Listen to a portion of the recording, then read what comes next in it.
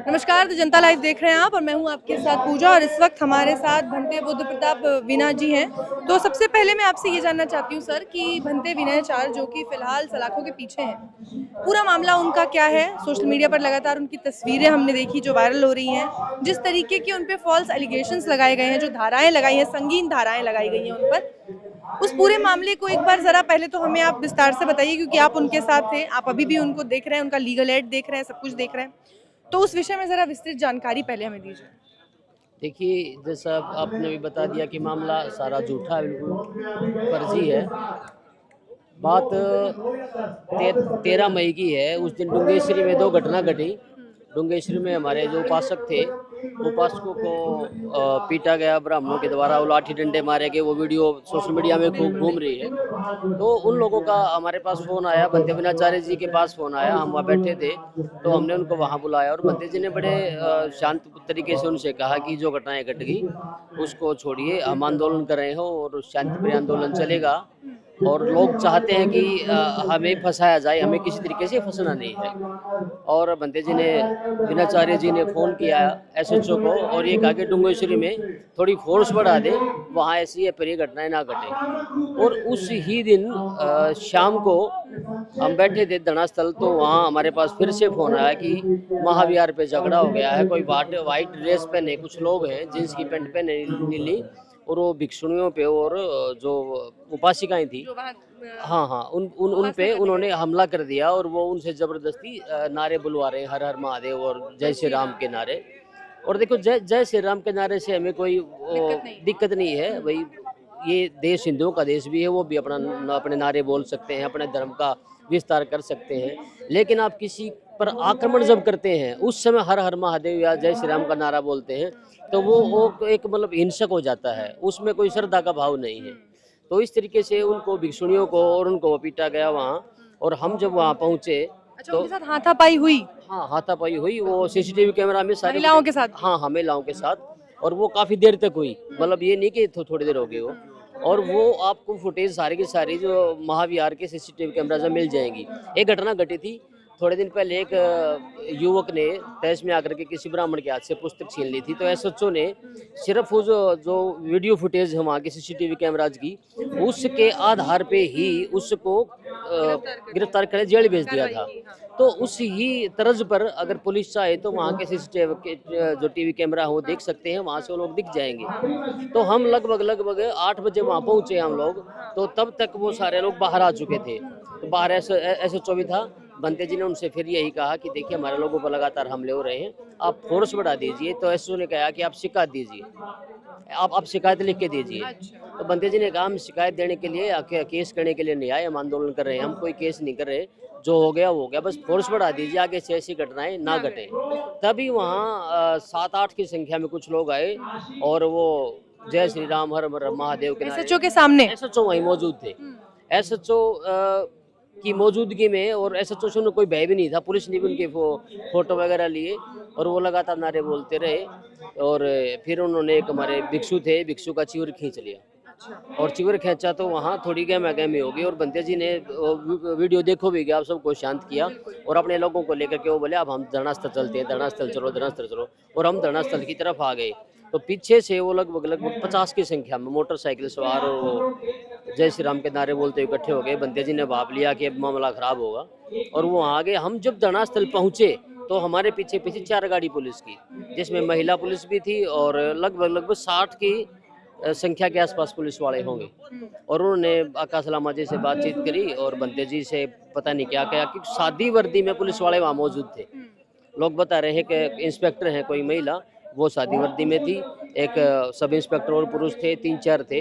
वो बंते जी को पता नहीं किस तरीके से, क्या हम पहचान नहीं पाए, उपासक है या प्रशासन शासन के लोग हैं, वो बंते जी को पीछे ले गए। और उसके बाद मैं पता ही नहीं चला कहाँ हूँ।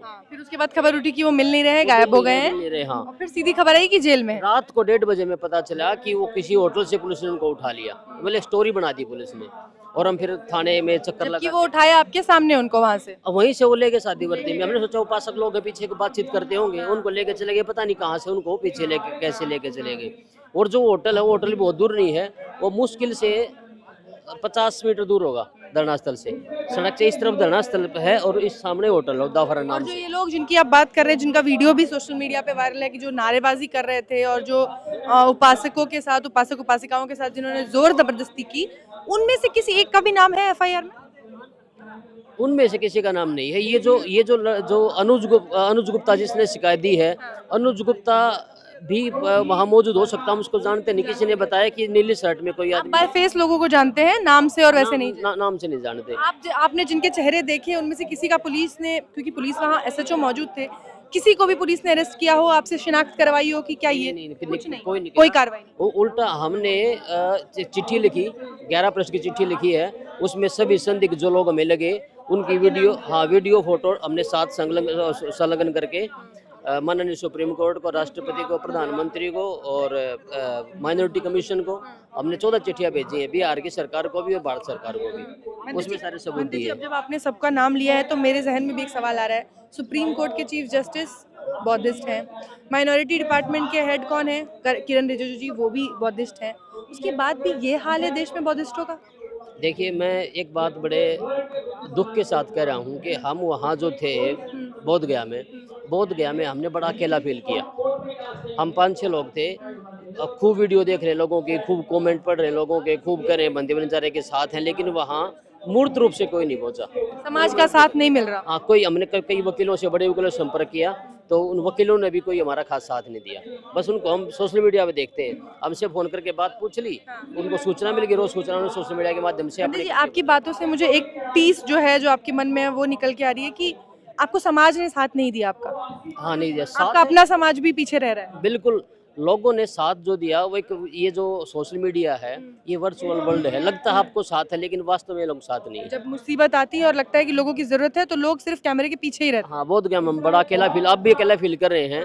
अब बनते जी की जो बेल रिजेक्ट हुई, बेल रिजेक्शन पे वो जज साइन नहीं कर रही, पिछले 3-4 दिनों से वेट कर रहे हैं। जब तक वो साइन नहीं होंगे हम हायर कोर्ट में और सेशन कोर्ट में अपील नहीं कर सकते। अब उनका वेट करें कब साइन करें। पहले उन्होंने ऐसे दिन पे अरेस्ट किया कि वीकेंड्स पड़ गए, छुट्टी हो गई, उसके बहाने उन्होंने उनकी पेशी नहीं कराई, उसके बाद कह रहे हैं कि हॉलीडेज आते जा रहे हैं तमाम, तो इस तरीके से वो टालते गए और अब साइन नहीं अब साइन नहीं कर रहे। असल में क्या है कि जो लोकल गवर्नमेंट है उसका ज़्यादा असर है, कोर्ट पे भी दिखाई दे रहा है असर, और वो जितना परेशान कर सकते उतना कर रहे हैं। कोई भी एविडेंस उनके पास है। खास बात आपको और बताऊं, उस आदमी ने इतना बताया कि भी मुझे इतना पीटा गया, मारा गया, लेकिन वो जो जिसने एफआईआर दर्ज कराई है वो आदमी, उसने डॉक्टरी नहीं करवाई, उसके साथ पुलिस नहीं गई, वो मेडिकल नहीं गया, वो अपनी कार से जाके डॉक्टरी करवा के आता। जब को कह रहा है मेरे दांत टूट गए, मेरा सर फूट गया, मेरे एक 90 किलो का आदमी आपकी छाती पे कूदता है, आपकी रिब्स कैसे बच गई, आप कैसे गाड़ी चला के चले गए। पुलिस ने उसकी डॉक्टरी नहीं कराई और अब तक डॉक्टरी रिपोर्ट नहीं पहुंची है न्यायालय में। एक और मामला है, भंते वीणाचार्य के जो गुरु हैं भंते चंद्र कीर्ति जी, उनका भी वीडियो सामने आ रहा है। वो भी कुछ एलिगेशंस लगा रहे हैं, किस तरीके की बातें कर रहे हैं, उनमें कितनी सच्चाई है, उसकी वास्तविकता क्या है? देखिए, भंते चंद्र कीर्ति के जी के बारे में तो उनका जहन जाने वो क्या सोच रहे हैं, लेकिन बौद्ध समाज में किसी का चिवर उतारना या चिवर उतार देना दोनों ही कलंक हैं, और ये कलंक कभी उनके माथे पर जो कलंक लगेगा वो कलंक कभी धो ना सकेंगे। और भंते वीणाचार्य जैसा शिष्य मिलना कोई छोटी बात नहीं है।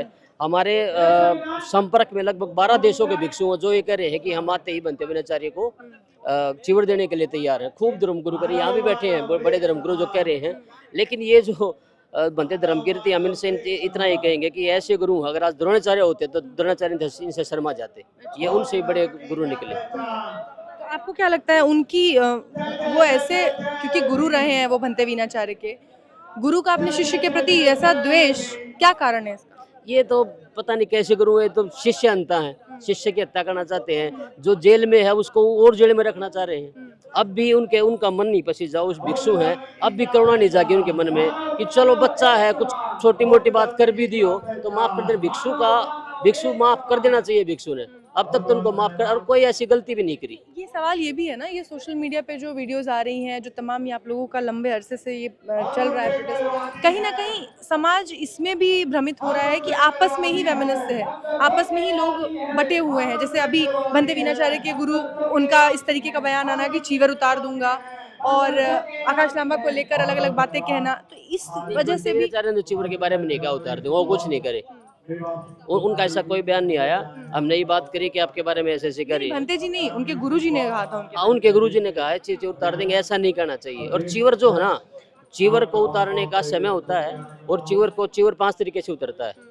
या तो आपको हत्या के आरोपी हो गए हो, या आप व्यभिचार सिद्ध हो गया हो आपका, या आप स्वयं चाहते हो कि मैं चीवर उतार दूं, या आपने कोई ऐसी बहुत बड़ा षड्यंत्र या चोरी कर ली और सिद्ध हो गई हो, इस तरीके से चिवर उतार सकते हैं। ऐसे नहीं कि आप किसी गुरु ने दिया हर उतार ले, और उनके उतारने का समय भी होता है।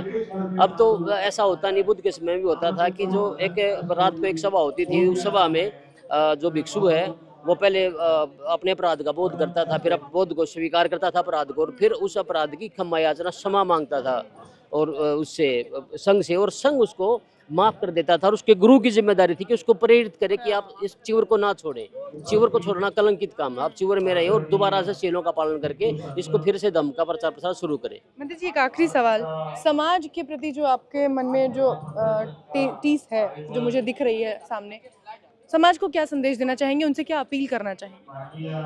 उनसे अपील यही है, समाज के लोगों से, बौद्ध समाज के लोगों से, कि आप जो शीलों का अच्छी तरीके से पालन करें। जब आप शीलों का पालन करेंगे तो जो आपके अंदर के दोष हो, दोष दूर चले जाएंगे, और जब आप बिना दोष के हो जाएंगे, जब आप निर्मल कोमल होंगे, तो आप सत्य धर्म पर चल पाएंगे। और बनते विनाचार्य के जो केस में आज बहुत जरूरत है आप सबके समर्थन की, और जो नेतृत्व हो, नेतृत्व भी सामूहिक होना चाहिए, अलग अलग नेतृत्व की आवश्यकता नहीं। जब तक सामूहिक नेतृत्व नहीं होगा, ना हम समाज पर, ना सरकार पर, ना प्रशासन पर प्रेशर नहीं डाल पाएंगे। बहुत बहुत शुक्रिया बंते जी, इतने विस्तृत तरीके से सारी घटना को हमारे सामने क्रमबद्ध तरीके से रखने के लिए बहुत बहुत शुक्रिया आपका, धन्यवाद।